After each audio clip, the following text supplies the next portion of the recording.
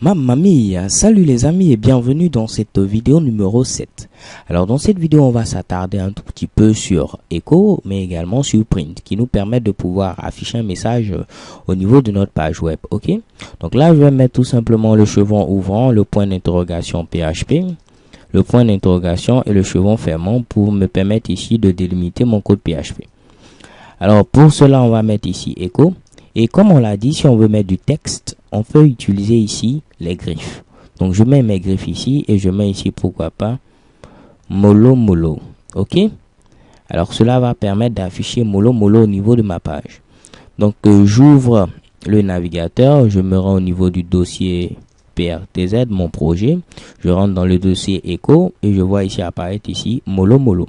Ok.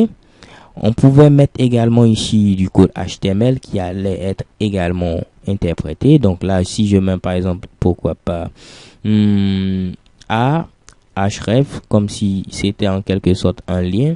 Donc vous allez voir qu'automatiquement, ce que j'ai affiché sera ici considéré comme un lien puisque mon code HTML sera également pris en compte. Ok.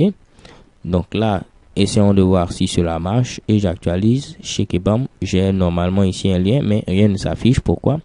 Peut-être que j'ai oublié un petit truc. Oh là là, parfait. Alors cela me permet de pouvoir vous expliquer autre chose. C'est-à-dire ici, qu'est-ce qui se passe? J'ai les doubles griffes ici, ok, et également les doubles griffes à ce niveau.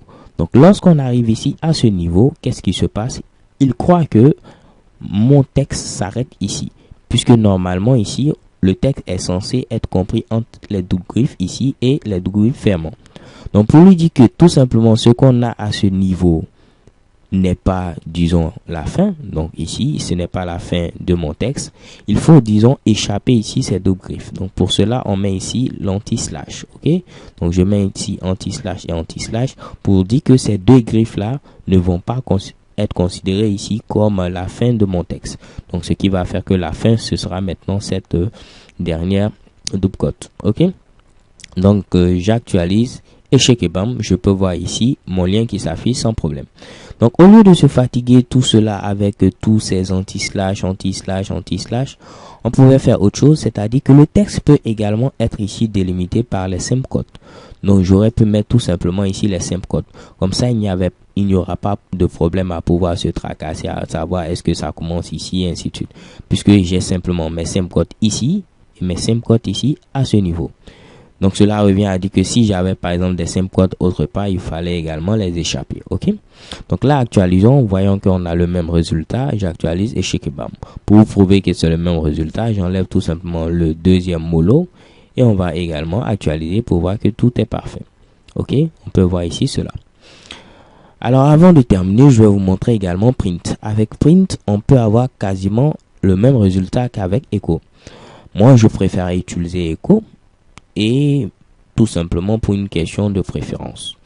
Alors vous verrez dans certains codes Print, raison pour laquelle j'ai voulu vous montrer également que Print permet d'afficher également un message comme Echo.